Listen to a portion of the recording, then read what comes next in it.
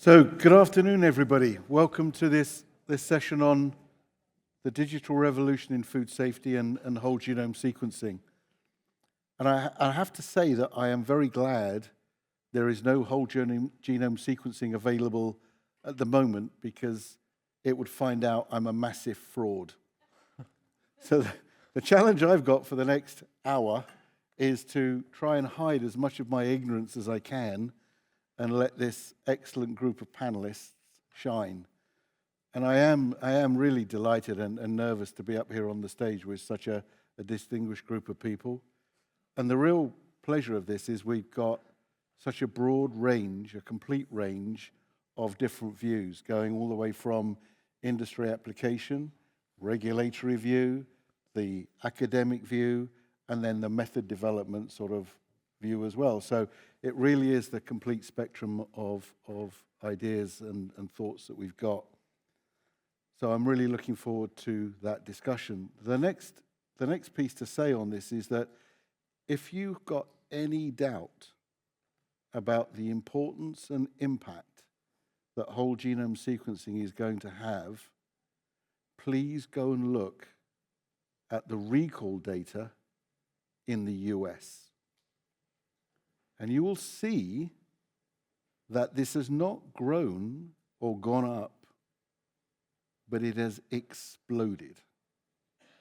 Literally exploded. And if you told me when I was starting my career as a food microbiologist that I would be able to detect salmonella in onions with 6 cases, I'd have looked at you and said, "You're mad. There's no salmonella in onions. And it takes hundreds of cases to find the problem." It doesn't. And I don't care whether it's salmonella or E. coli or whatever other bacteria it is, we're finding it in places that we never, ever thought we would, and we're making the link. So if you've got any doubt, please dispel it, because you're wrong. So without any further ado, we've got a great set of panelists, as I said. I'm not going to bother to introduce them all. They don't really need much introduction. But I'm going to ask Hannes to kick us off, please, with your views on how we use whole genome sequencing, or can use it. Yes, my pleasure. So let's see if we can get the slides to work. So I'm going to talk about next generation sequencing, the revolution, question mark. So I'm coming from bioMérieux, as you can see, so I have a diagnostic perspective on this, which is much more about how do we use this technology to solve problems, but really focusing on the, let's say, more technical side of this. So when I think of next generation sequencing, to me it's a technology that allows you to take a sample, read out all the DNA that you can find in that sample, and then decide later what your question is. That sounds magnificent, right? And it has been used in very good ways to exactly do molecular traceability, as Roy was alluding to. So it was E. coli on onions, not salmonella, but that's a minor detail. So it's been used to better understand phenotype, focusing on a lot of human phenotypes. Virulence as the capacity to make people sick, antibiotic resistance as the incapacity of making people better. And it's been used for identification, because it's a beautiful idea to say, let's test all the DNA and then figure out later what exactly is there. So when you look at it from the industry perspective, and what I tend to hear is that, well, traceability is great, but the regulatory use of this technology has created a lot of fear. Like, if we would be doing this as an industry, then are we not going to end up putting a bullseye on our own back? And the second thing that comes up is, if you think of all these phenotypes that clinically make sense, then where are the industry phenotypes? What about sanitizer resistance? What about spoilage, right? All these things are not very well studied. And then if you think of, well, okay, even if we get our guts together and start doing traceability within the food industry, then how are we really going to implement this? Because it's a complicated technology. I mean, it's hard to get results in time, or they get very expensive, and it's hard to interpret it and do something with it. So one idea is, well, what if we would do sequencing without sequencing? So that's a bit of a challenge. So I fortunately have a bright team that likes difficult questions. So and this is just as an example, right? What we try to do is, instead of thinking of a test, a diagnostic test, as something causal, where you say, I have a gene, therefore the bug is in my sample, we try to think of a test as something that gives us a pattern, and it allows us to associate that pattern with some interpretation.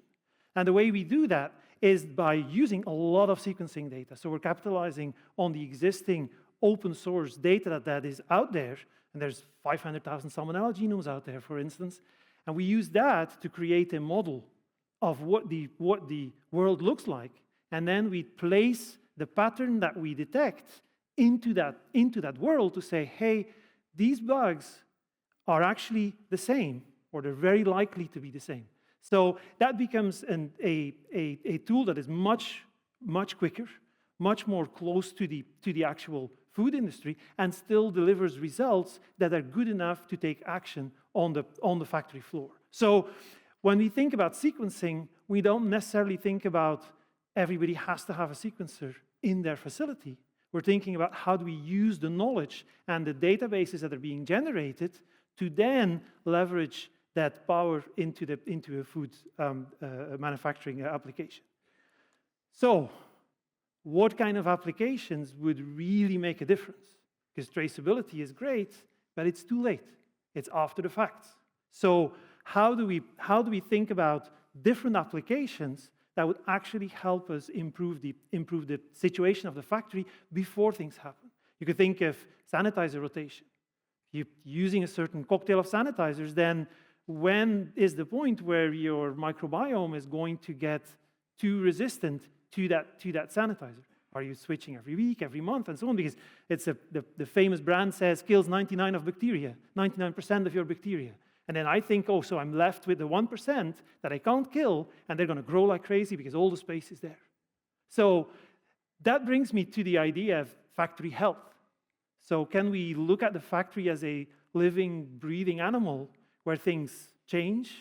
And if you take a microbiology perspective, can we look at whether certain spots are healthy or unhealthy, in the sense of, do they create harborage for things that we don't want? So it's an idea of competitiveness. Or do we have a good set of microbes living there to make sure that the ones we don't want, whether it be spoilage or pathogen, don't establish themselves in our factory? And the same goes for what happens inside your pipes. So if you're looking at biofilms that are forming inside your pipes, we know that bugs like Listeria can actually enter into the biofilm, survive in the biofilm, and continue to create problems. So how do you know whether you are at risk of having a biofilm built up in your pipes? Because it's not the Listeria that's doing it, it's a whole set of other bugs. So those are types of questions that I think where sequencing would be super helpful to understand, and where there's a question of how do we then deliver that sequencing type result within the context. So one could wonder, if these things are so great and sequencing exists, why don't we have them? Right? Why does that not yet exist? So is it a pipe dream? Is it something that we can do, or is it just not attainable? I think there's a couple of problems there. There's very little science that's available. Like how many sanitizer resistance studies have been done versus antibiotic resistance studies? Is very, very different in terms of science, because of course most of the research is being focused on human health and not on factory health. So there's a gap in science. There's a gap in samples, because samples are super expensive, and the amount of data points we have is limited. People do a study of, let's take 10 samples or 15 samples, or if you go wild, you take 200 samples. But if you weigh that against the amount of information that you're getting millions of A's, G's, and T's, and you're getting thousands of genes. So how do you balance the amount of data that you can generate with a reasonable budget And on the other hand, the complexity of the problem that you're trying to solve. How are you going to find, okay, if I have these 7 genes, I'm going to have a salmonella in 3 weeks in my factory. That's a very hard problem if you don't have enough data. So I think there's a couple of roads forward there, and I'll finish on that point. I think as we bring the industry together and we think about these food safety problems as something pre-competitive, then can we work together across the industry to start solving certain problems, put our efforts together, and tackle those opportunities jointly. And the second thing I think is that this isn't, to me, not a science experiment, but it's something where we need to marry expertise that exists within the food industry with the new science that is being generated, and not go underground for a long time, but start with something reasonable and start experimenting in real life in factories, and then evolve towards something that works. All right. So I'll give it to Seamus. Thank you. So thank you, Hannes. And again, building on the points that Hannes was making and trying to put this into some type of a context that we can understand, I thought I'd take a slightly different approach to just look at some of the technical perspectives that surveillance using sequencing could help us to deal with. So this is kind of teaching your granny to suck eggs, but we all know about implementing risk assessment strategies. And I think what Hannes is talking about here is an approach whereby you can use sequencing to limit foodborne contamination of a production site. And indeed, it's a relatively new approach compared with what we already know from a clinical setting. So part of the reason here we might want to think about this is from the point of view of environmental monitoring, where we can look at changes over time and try to understand those changes and translate them into action. Another obvious application here would be, of course, for outbreak assessment. And again, Martha will talk a little bit more about this after me, but this is an obvious one where we're now using whole genome sequencing to track outbreaks. But there is a third one, and I think this was alluded to in certainly the last session by Professor Wiedmann and in the session before that by Professor Farber, where you're looking at the application of this technology to really, truly inform about risk. Maybe not so much the hazard per se, but what it can do. So perhaps just bear those in mind. So again, when we look back historically, risk assessment has really benefited from classical bacteriology. I mean, it's the bedrock of what we've been doing for the last number of years. But in terms of the way legislation is framed, legislation is always framed to ask us to look for one or other of a particular bacterium, and we really ignore the entire community of bacteria in a sample. So we ignore the microbiome, and that could be as equally as informative. So I think from what Hannes is saying, high-throughput sequencing now offers us an opportunity to maybe reconsider how we carry out risk assessment and perhaps think about this as a paradigm shift to give us what Professor Wiedmann has coined this term precision food safety. So when we look at this in the context of risk analysis, we're not really doing anything different. We're just changing the language a little bit, moving it away from classical bacteriology to now talking about the assessment of a hazard in terms of its identification and characterization and surveillance using a whole genome sequencing approach, whether that's specifically looking at one or other pathogen or more specifically looking in more general at the kind of microbiome of a sample or the microbiome of a production site, and then translating this again. So if I was to look at this in the context of a very simple schematic here, and I look at a production chain going from left to right, and we all know about the pre-harvest phase, the post-harvest phases, there are certain types of challenges that the hazards undergo at each of these phases. So for example, in the pre-harvest phase, one could consider a selection pressure induced by the use of antimicrobial agents for production purposes, or the use of a selection pressure used by herbicides or insecticides for the purposes of crop growth. That causes an adaptation. So as bacteria then get transferred further along this chain, they encounter more selective pressures, such as, again, as Hannes has mentioned, the use of sanitizers, and whether a sanitizer causes a change in the adaptive capacity of a pathogen or the use of preservatives in our food safety or in our food processing protocols. And then as we get closer to humans, there's still further adaptations that are required. So there's a lot of things here that a bacterium has to do in order to cause an infection, moving from left to right. But in any case, if it does overcome those types of selection pressures, then it gives rise to a very adapted type of genome, which is responding to the environment. And I would argue that that's the key purpose of what might be the holy grail in terms of precision food safety. So when a bacterium adapts to a food production environment, how do we know this? Well, we can track this using whole genome sequencing, and this is just one example of a particular strain of Listeria monocytogenes, which just happens to have a number plate, which is L2, which means lineage 2, sublineage 9, and as you can see from the genetic tree as it's shown, the blue box, the broken line blue box, identifies a particular cluster of isolates that over a period of years appear to adapt in this particular production environment. So again, this may help us to target that persisting strain and try to alter approaches to eliminating it. Another example of this is with respect to Salmonella bendaca. So this is one that came up a number of years ago here in Ireland. And in this particular example, what you see from on the left-hand side here is a kind of a global look at all Salmonella and bendacas that have had their whole genome sequences lodged in a database. And again, these are open source databases, so it means we can go in and interrogate them. And what you see here in panel C on the bottom left is a kind of a description, a genetic description of those Salmonella and bendaca strains, and it specifically identifies one type called a sequence type 413. Now, if you swing over to the right-hand side of my slide, what you're looking at here is a number of Salmonella and bendaca that were picked up from one production site. All of them were whole genome sequenced, and the sequences were compared. So you get this representation by way of a genetic tree. And many of these isolates in that particular production site were very similar. And they could be matched to some of these global isolates as well.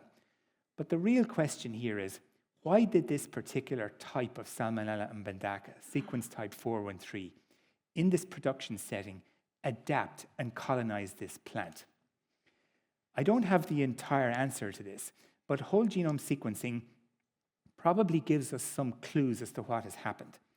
And what you see here in the middle part of this slide, if you can focus just on that, is the Salmonella, part of that Salmonella and bendaca genome shown to you with all of the genes indicated. And the genes of particular interest here are those that are colored in purple. And there's a set of them. And those set of genes encode a lactose operon. So again, this is heresy in terms of basic microbiological taxonomy, because of course Salmonella is lactose negative. But here we have a Salmonella which is lactose positive, which is adapted to this production site, which just so happens to produce dairy ingredients.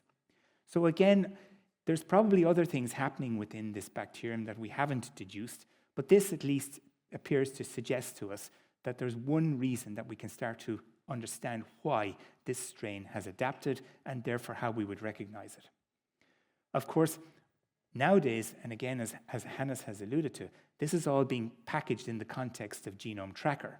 And Genome Tracker, as you all know, is this open source database that was created by the FDA in the early parts of 2010, 2013, and which has been exponentially collecting whole genome sequences of the major foodborne pathogens.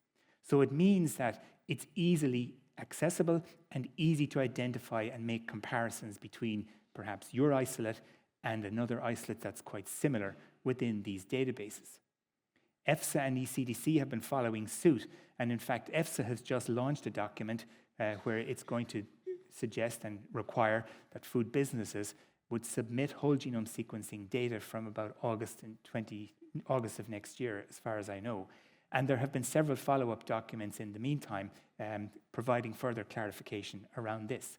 So this is not going to go away by any measure of means. So if we take one last look at my last slide, in terms of looking then further into the future, and how would risk assessment look in terms of our use of whole genome sequencing? Well, it might look something like this, where we're using something like full-length 16S ribosomal RNA sequencing, or ITS for fungi, to identify these bacteria, or maybe in conjunction with shotgun metagenomics to not alone identify these bacteria, but to functionally identify what they can do. And we can collect this kind of data.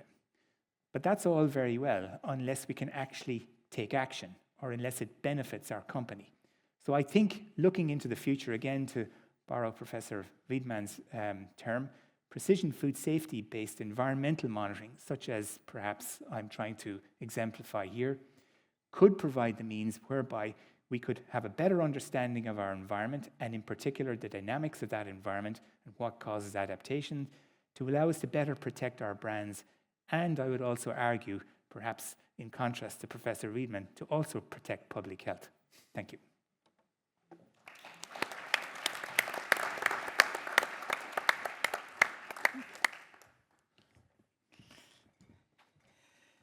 Hi, good afternoon. So yes, I'm going to introduce you what is the EU doing on this One Health whole genome sequencing system. And this slide comes from the last report of the EU One Health on zoonosis and foodborne outbreaks. And you see on the right side that the number of outbreaks that have been identified and the etiological agent from that outbreak. Doesn't mean that all these outbreaks, the source was identified. And that's why the WGS now comes into play, because with this tool, we will be able, and we have been able recently also, to identify much better the source of these outbreaks. And the WGS system was put in place in EFSA and the European Centre for Disease Control after a mandate received from the European Commission in 2019. And this started of elaborating how we could put that in place. And we decided to establish two different platforms, one from EFSA and one ECDC. But these two platforms should be interoperable, and also they also should identify cross-sectorial matches. It means the detection of joint microbiological clusters, and also they should be talking to machine. This means that a seamless cross-sectorial exchange of WGS base typing data and AP data upon verified correlation. And you will ask, why two platforms? But these had to be two platforms because they address a different sector-specific governance and different networks in Europe that exist from the public health side and from the food and veterinary side. So these two networks already exist. They report to different agencies. So that was a way to simplify the system, and also to streamline user identity management and user support, and integration with the agency-specific infrastructure. Also increase control on cross-sector data sharing, because data is very sensitive, and this was a way also to share some kind of data and keep confidential other metadata. So this was sharing data while retaining ownership, prioritizing accuracy, ethics, and regulation, and also addressing organizational structures that already exist and national prioritization. This allows for a swift outbreak response and also public health protection and adaptation to new developments. And when putting this in place, EFSA identified several goals, and these goals were to be prepared, to be response, and also enhancement. And the data could be shared reactively when there is an outbreak going, or proactively. And recently, the European Commission has adopted also a regulation where it established that it's mandatory for the competent authorities in member states and also for food business operators, when there is a suspicion of a clone be involved in a foodborne outbreak, to report this clone to the competent authorities, so to be submitted to the database of EFSA. And you will also understand that we need to have the database as rich as possible, because from the public health side, from the hospitalization and the disease side, they identified a clone that made somebody or different people sick. But then to trace back this clone to a source, to a food a source or a feed source, it's very difficult if the database is not populated enough. And when establishing this platform, also EFSA decided on basic principles for the platform. And these principles were about data ownership, so the user is empowered at any time to decide to share or not, and also to release or unrelease the profile. Also different data for different owners, decentralized data generation, share what is needed, and share genomic data, for example, profiles instead of sequence data. That could be one solution. Also, the visibility rules are determined, the access of a given organization of your country, and also respect the remit. ECDC defines the cluster and complies with the grid modality of data exchange. At the end, also, this is an end-to-end process with unsupervised analysis and seamless interaction.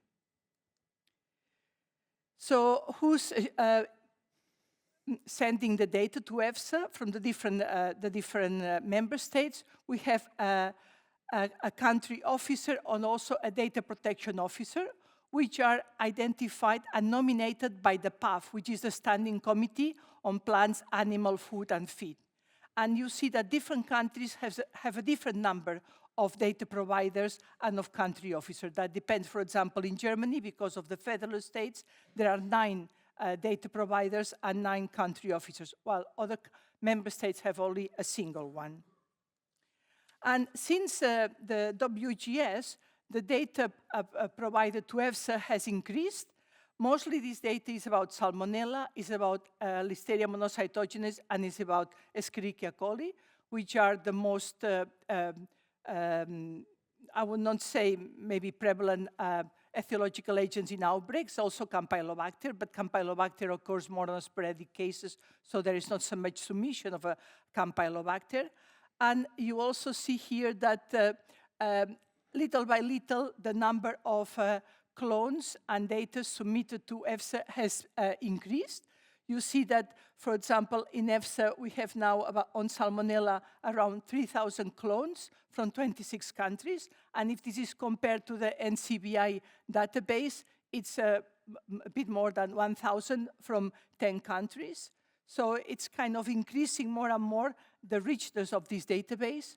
While also on only Salmonella data since July 2022, it's about 1,000 from 26 countries. And here the Enterobase, this consortia internationally operated that was initiated at the University of Warwick, is richer on Salmonella at this moment. But when there's been a suspicion of an ongoing outbreak, there's been a call for data submission, and you see here the increase in the different submissions of data from different outbreaks. The first, I think, is on Salmonella dandaka that also Shay just introduced, and on poultry. So most of them are on Salmonella. I think the yellow one is on Listeria. So every time that this is suspicion and there's this call for the release of data, the database gets a lot richer. So the way this is done is that there is a recurring weekly querying to the database. The cluster definition is done by TCDC. And then also they fix the threshold of allelic distance. And then can also be an ad hoc querying when there is an event, linked to events in epipools, and also identifying multiple thresholds of allelic distance. So can be done routinely and can be done on ad hoc querying the database. And just as an example, there's approximately 3,000 interactions a month. In summary, this is a successful example of cross-sectoral collaboration at EU level from the human side and the food and veterinary side. The EFSA system has 1,174 users across 27 member states and 2 EEA countries, has more than 3,000 profiles shared by 26 member states and EEA countries since July 2022, approximately 100 per month, and over 5,000 profiles generated from public data. And I will just now, as a kind of summary, show you this video that takes 2 minutes. Can you maybe New increase? DNA technologies based on whole genome sequencing, or WGS, are crucial in investigating foodborne outbreaks. They enable scientists to pinpoint the source and the food vehicle involved. Scientists from the European Food Safety Authority and the European Centre for Disease Prevention and Control use WGS data from foodborne pathogens provided by EU countries to analyse and compare the genomic profiles of bacteria from food and infected individuals. Based on their analysis, the scientists assess whether national incidents might be considered multi-country outbreaks. To support the investigation, EFSA also uses food traceability data reported by EU countries when a contamination is detected in food traded across the EU. Reporting is done via the Rapid Alert System for Food and Feed, or RASF. The new One Health WGS system developed by EFSA and ECDC helps improve the speed, effectiveness and coordination in sharing WGS data for foodborne outbreak investigations. It consists of 2 interconnected platforms, one hosted by EFSA and the other by ECDC. Each of them is dedicated to collecting and analysing WGS data from harmful foodborne bacteria obtained from food and humans respectively. The platforms automatically exchange genomic profiles and continuously generate reports, which scientists in EFSA and ECDC routinely evaluate. Data sharing in the system is secure, ensuring confidentiality and integrity, and countries always maintain full ownership of their data. Moreover, data visibility is designed to protect country-specific information, while still ensuring an effective analysis of the data. The tool is flexible to address different national organizational needs and priorities. The proactive sharing of data by EU countries is essential for European scientists to provide accurate evaluations of multi-country outbreaks. Their work helps avert new cases of infections, ensuring a safe food system, preventing illness, and saving lives.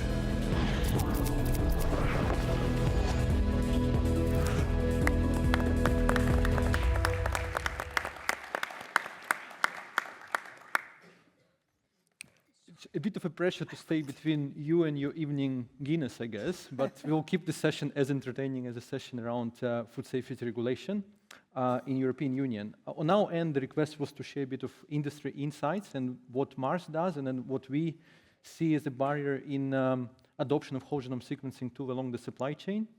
And just remind you again, like what Mars is. We are one of the biggest privately held enterprise, so we're proud to serve people and pets with our products and services across the globe. We are represented in more than 70 markets. We are, again, privately owned company, which help us to think a bit more about long term and not necessarily focusing on the quarterly reports. And in Mars, we say the world we want tomorrow starts with the way how we do business today.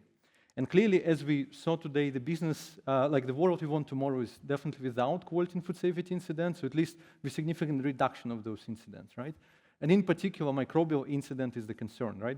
Because of the impact on the consumer, on the brands, on the businesses, and is one of the most critical area of food safety risk management. And in Mars, we have this vision of safe food for all. So basically that not only Mars itself need to work on the supply chain to address the food safety risk, but that we need to promote the collaboration along the supply chains, among the industry players, to make sure that we enable this future where everybody has access to safe food. And one of this investment which Mars made is like creation of this global food safety science team and global food safety center, which is located in Beijing. Well, it's only the node in the broader network of multiple entities within Mars which work in the food safety risk management. And Global Food Safety Center is the hub for 3 main things. So we do training, so we train supply chain actors in the area of food safety management. We do communication and engagement around food safety. That's probably what I'm doing today here. And the third one is applied research and development of tools and technologies which can help us to mitigate food safety risks. And clearly, microbial risk management was the cornerstone or the foundation of the food safety research and development program we ran over the last 10 years. And just, again, the foundational piece within this program was genomics, right? That's what we are discussing here today. Again, it's important a bit to be clear on the definition, what we mean by genomics, because like a lot of contradiction within the industry, but at least that's how we treat genomics technology. So from one side, you have single isolate whole genome sequencing. Like you basically have the isolate on a plate, you have a colony, you extract DNA and you sequence that. So basically you present one organism on the plate. The second one we called microbiome or metagenomics, so where we kind of either slightly culture something or like get directly sample from the swab and then sequence it. And that's what we call microbiome related genomics or metagenomics. And then there are two types of things we do with genomics. Like one is a wet lab, another is dry lab. Wet lab is what you do in a lab. Dry lab is what you do in a computer, in a supercomputer cluster, like to compare genomes and then like trace where the problem comes from. And this actually very well fits with how we see current need and current adoption need and challenges, and also what needs to be done in the future. So from one side, like for today, is clearly whole genome sequencing of single isolate what needs to be used and what we adopt and what we promote adopting, right?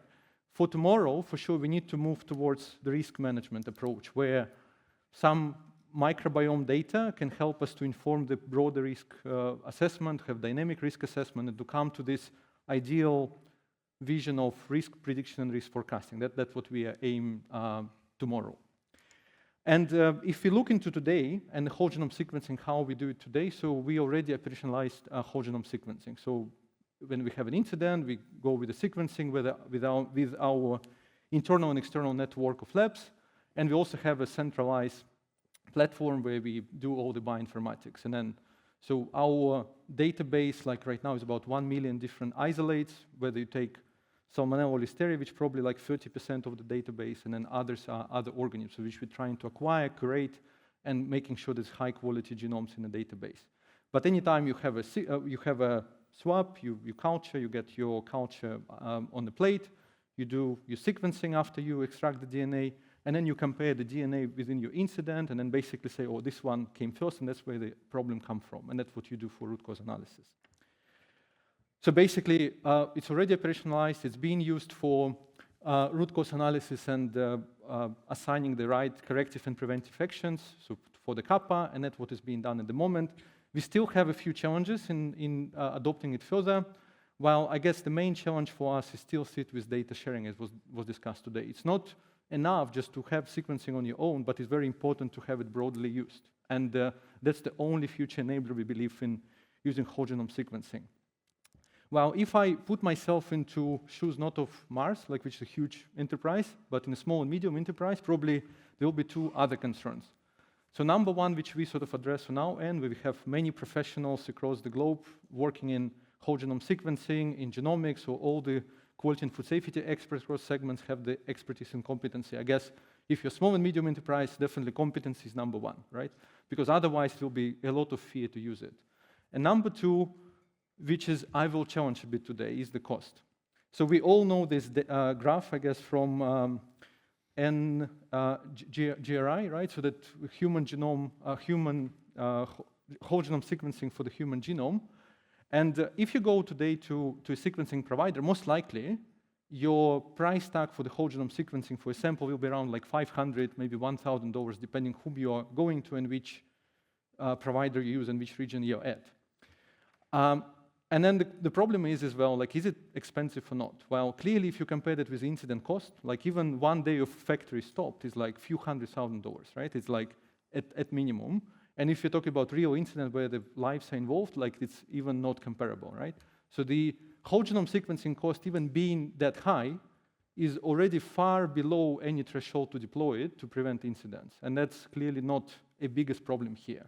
Well, the interesting thing as well is if we look into the technology landscape, like with all the innovation which happened over last years, like Novosec is one example, right? When you have a whole genome sequencing for human genome around like $100, $200, so your genome cost for microorganism should be like around $16 to $20. we don't see it, right? Like we clearly have the whole genome sequencing costs around like hundreds of dollars. And I think the problem here is like chicken and egg, right? So we need to make sure there is adoption in the industry, which will drop the prices down and will promote further application, which we discussed today. And that needs to happen with broad adoption, and only large enterprises like Mars will not make everything done here, so we need to collaborate together to promote the adoption. So in reality, it's not the cost. I guess it's more like a fear of unknown, which brings us back, and also the kind of the adoption and the competence which we need to drive all together. Well, if you look tomorrow, I think it's also very interesting to see what will come if we all adopt whole genome sequencing, or at least we push for adoption. So clearly, there will be risk prediction forecasting capability enabled by the whole genome sequencing. And we at Mars, we look like in different applications of whole genome sequencing and where genomics can come, and especially if you look into microbiome data, so there are different value propositions, say, like the pockets of high value in terms of risk management and microbial risk management in particular. So if you look into raw material supply chain, when you have everybody adopted that, and then we have data sharing consolidated everywhere, so you can see this kind of heat map of risks which you can use in your sourcing decision, in your supply chain development decision, in your dynamic risk assessment, modification of HACCP, in bone verification, you name it, right? So that's what we want to enable for the broader industry. Well, at the moment as well, there's a high value that your actual factory health can be assessed, and the risk assessment can be applied with the whole genome sequencing tools. And then if you look to different metagenomics technologies, so there are different types of them. And then clearly, some of them are now logged by pricing. So if you take shotgun or long-read metagenomics, so per sample you need to pay $100 up to like $1,200 to get one sample done, which is very expensive, even for research and development. While if you look to 16S, which was mentioned, it's clearly already in a pretty reasonable price tag. If you have enough scale, then you can get to that level. And what we see as well, this potential risk prediction or risk forecasting can be enabled by this technology, and the value actually sitting exactly in the environmental monitoring. So if you apply 16S versus your normal indicators, and then you can actually compare them and find the model and build the model, so you probably be able to make a shift towards this technology. And the cost will be a problem for sure, especially for small and medium enterprise. Like you think about several thousand of samples per year, multiplied by $30, so it will be around at least $30,000 per project. Most likely we'll need to do 10,000 samples, so it will be around like $100,000 project to build a model for just one factory. So that's why, again, it's not enough for one enterprise to do it. We need to all collaborate together to make sure that like those technologies are adopted and deployed in our supply chain. And what is interesting as well, if we enable this, so then if everybody start to use it, then data sharing will be a super helpful exercise for us to monitor the supply chain, right? And then 16S is actually very interesting, or any multi-gene approach also very interesting in terms of data sharing. They are not as, I guess, sensitive as whole genome sequencing data and can enable quite a lot. But if you look to the challenges, I guess right now on our end, like we see incremental value is a challenge, right? We need to find this ROI approach, like where actually using 16S versus traditional indicator will bring a lot of value. And that's the game which you need to play as research and development, or quality and food safety, or a leader in your business. While clearly regulation is a problem, right? So not the problem itself, but the kind of the still mandated things which need to do with indicators, for example, in different regions, which need to be maintained anyway, regardless whether you do 16S or you don't do 16S, or whether you do whole genome sequencing or not. And another one, if we switch to that, the approach how you treat insights from the whole genome sequencing data, in this case, will be quite important, right? Because your kappa will not be as before, right? You will need to redefine approaches to kappa. Well, interesting thing, the data sharing is actually not really a big problem, because the 16S has only genus resolution. If you don't have significant contamination, most likely it will be pretty straightforward to share. So the cost here, again, will not be a big challenge as well if you go to 16S. So, and then we see quite bright future here. And if we drop prices further, we have broad adoption of genomics, all of that can even be enhanced with the whole genome sequencing data on whole metagenome, I would say. So again, and the final message here. So today, I think there is no barrier for us to use whole genome sequencing. I think all the industry need to adopt it, and that will only make good for consumers, for businesses, for our brands, and so on. While it's also time to build around microbiome technologies and how to adopt it in risk prediction and risk forecasting aspects. So with that said, I guess all on my end, and I will switch back to you guys. Well done.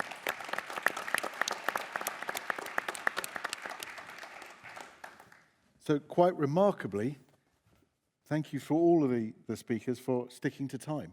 Brilliant, thank you.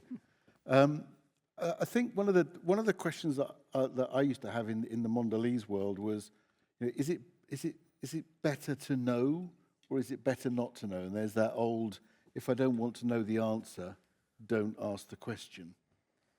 And we actually made a decision which was I'd rather be knocking on the FDA's door than have them knocking on my door without me knowing why they're knocking on the door. And the fair question, you raised it, Boris. And it's an important question, isn't it? But I think it's the wrong approach, isn't it?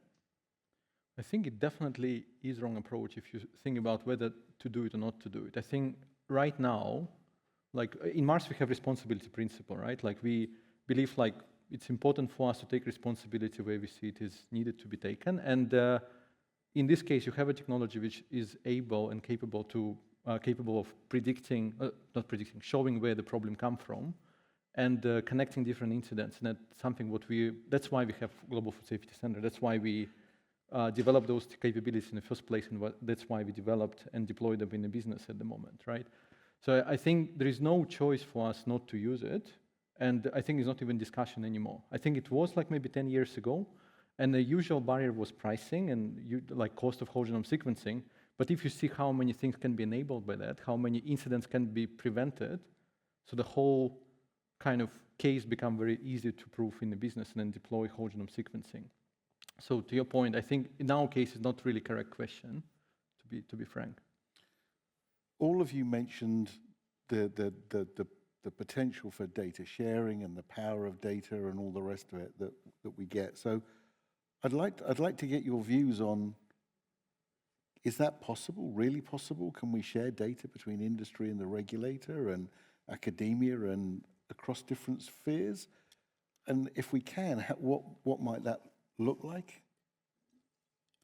Well, so I think the magic largely lies in the metadata. So there's the sequencing data in itself, but then if you don't know what it is and where it's coming from and in what circumstance it was being detected, I think that's the information that really makes the whole thing useful. So I can see certain models where you have a open sharing of genomic information that gives you a starting point to start a more delicate conversation, which would involve the metadata and allow you to start investigating more deeply. So I think there's if you think of sharing information between just between industries, I think there's a lot of value that can be created, but it has to be done in a safe space where the real value of the data is being very carefully protected and used in the right context. So I'm not sure that the tying in the regulator from the beginning is the easiest solution, but finding ways to have delicate conversations, I think is the way forward to build some confidence that this is actually helping the industry and not punishing them. Any thoughts, Marta? Yeah, this is how it has been done in the EU system, so that it's based on trust, but also on confidentiality and data ownership. So the member states owns the data, and the food business operator may also own the data, and only part of this data is shared. So, and most of it is kept confidential. So if there's a match at a certain outbreak, then is when the data comes to be visible. Otherwise, it is kept. And I think that was so far it has been a very important principle for the success of this initiative and for allowing the database to be more and more populated. Wonderful. And Boris, as an industry person, does that allay your fears? You feel comfortable sharing data then? Or? I think the whole point which we drive, and a few projects we already did in the past, was about how to enable data sharing, right? Like we work together with Biomerish, with industry players to share, like at the moment, not food safety data, and that's one of the projects we are proud of. I think definitely microbial data is the next frontier for us, and then single isolate whole genome sequencing is definitely ultimate goal, right? I think it's an important insight which we can get all together if everybody share that. Again, the point is how to make it comfortable to share, right? And how to make it sort of, like there are different pipelines, for example, different technologies on anonymization of the data, right? Like that's one of the approach. And then if you have some match, then you can, like of your hash data, you can have some match and then you can find a way, okay, here I want to get a bit more insights on metadata. So there are, I guess, technological solutions, but clearly to have somebody independent who is consolidating everything, sort of anonymizing that and have some rules how you share and how you get the insight is very important, right? I think that will enable this, but I don't see the future, I guess, where we are not able to share the data, right? Like that's for sure the trend to for the industry. And Seamus, you alluded quite nicely to the maybe the moving away from just indicator organisms as such. How realistic, I'm going to ask more generally to the panel, but how realistic do you think that is? Yeah, it's a good it's a good question, because we currently have a project in-house that we're actually looking at this. And our approach to it is to really evaluate whether or not E. coli is a really good indicator by using metagenomic sequences and mining them to try to try to determine whether this is the key one or there are others. It's not just the key one, there are others. There are others, really. It always struck me as a surprise, actually, and I was just waiting for because I think I might get this right, but the sugar toxin gene moved across into E. coli. There's no reason why it should stop there and why it might not move to Citrobacter or Klebsiella, is there? You've just touched on something that it would take me the rest of the night to talk to you about this. Really? I think one of the, I mean, you know, obviously we're up here, we're probably big fans of whole genome sequencing, but I can understand the absolute nightmare that the food industry faces because of what the three colleagues here have been talking about. But one of the other things, rather advantageously, which I think we haven't really touched on, is the fact that you can actually look at sequences in such depth that you may be in a position to kind of predict what might be able to happen in the future. Yeah. And so one of the things we've noticed is, for example, we've always known that genes can move around, and we have some idea as to how that happens. But in the context of virulence genes, probably understanding that in more detail is particularly helpful in terms of predicting actual risk.